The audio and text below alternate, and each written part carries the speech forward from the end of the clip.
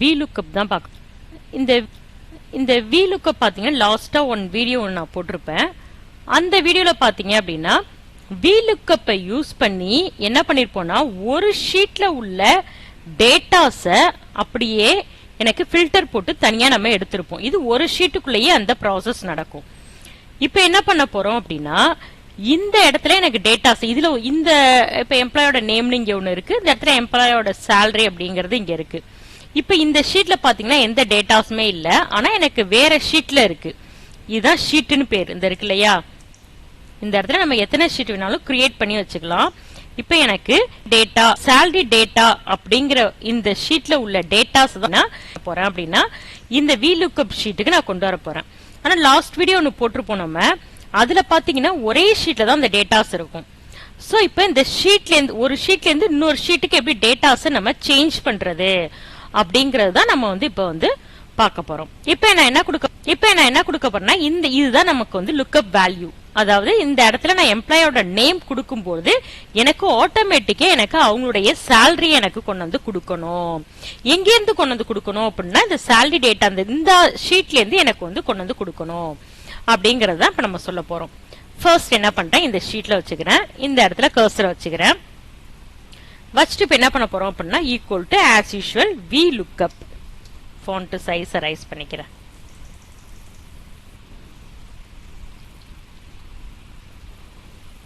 கொடுத்துட்டு open bracket.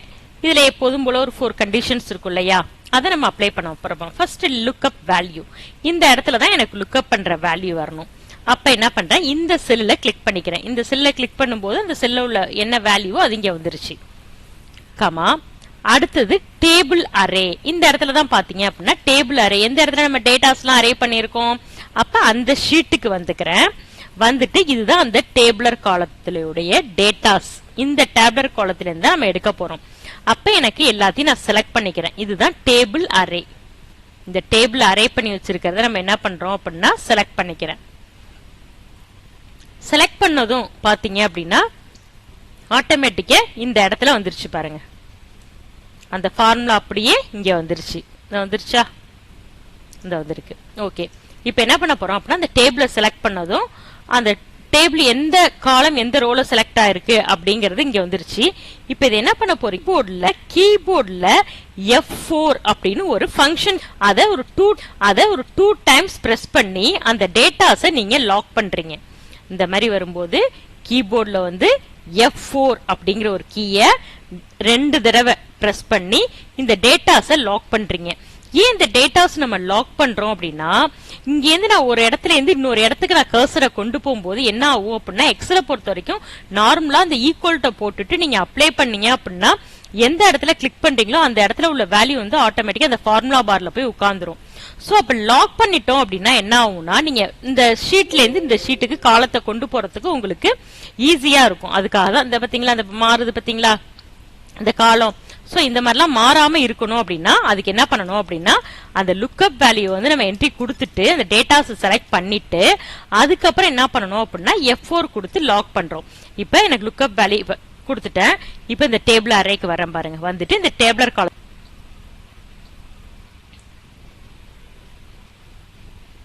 எனக்கு எந்த டேட்டாஸ்ல இருந்து வேணும் அப்படிங்கறத செலக்ட் பண்ணிக்கிறேன்.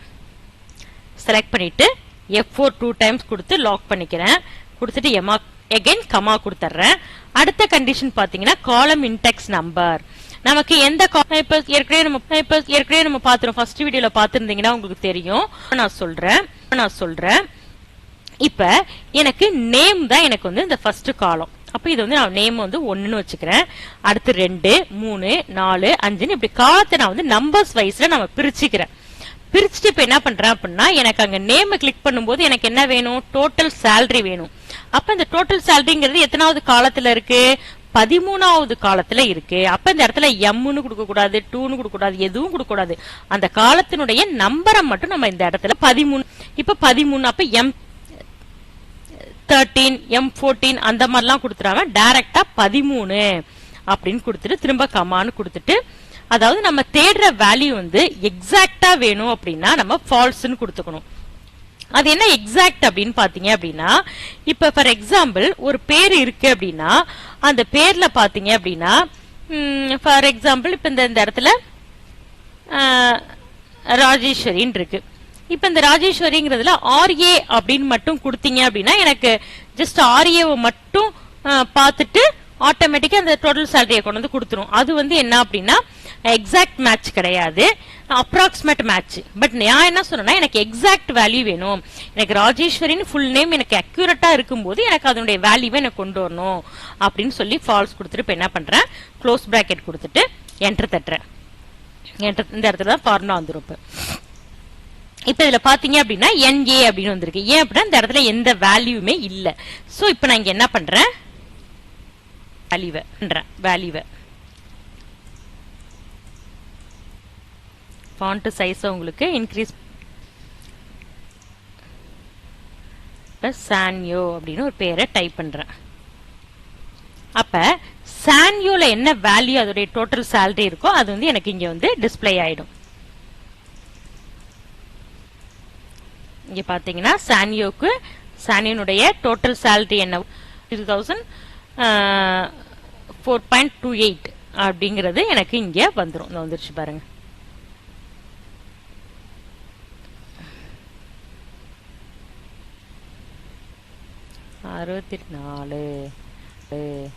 வந்துருச்சு பாத்தீங்களா? சோ இப்ப இத மாதிரி இப்ப எனக்கு என்ன பண்ண லிஸ்டா நான் கொடுக்க போறேன். எந்த லிஸ்டா கொடுக்க போறேன் அப்படின்னா இப்ப செலக்ட் பண்ணிக்கிறேன். நம்ம செலக்ட் பண்ணிட்டு எப்போதும் போல நம்ம எப்படி போய் லிஸ்ட் எடுப்போம், டேட்டால போய் டேட்டா வேலிடேஷன் இதுல போய் என்ன பண்றேன் லிஸ்ட் வேல்யூவா கொடுக்க போறேன். அலோ எனி வேல்யூங்கிற இடத்துல போய் லிஸ்ட் அப்படின்னு கொடுத்துட்டு இந்த இடத்துல லிஸ்டோட சோர்ஸ் எனக்கு எங்க இருக்கு, இந்த ஷீட்ல இருக்கு. இதுல இந்த நேம் தான் எனக்கு லிஸ்ட் சோர்ஸ் கொடுத்துட்டு என்ன பண்றேன், நானு ஓகே கொடுத்துறேன். ஓகே கொடுத்தது பாத்தீங்கன்னா இந்த இடத்துல எனக்கு நேம் சேஞ்ச் பண்ண ஆட்டோமேட்டிக்கா எனக்கு அவங்களுடைய சேலரி எனக்கு வந்துகிட்டே இருக்கும்.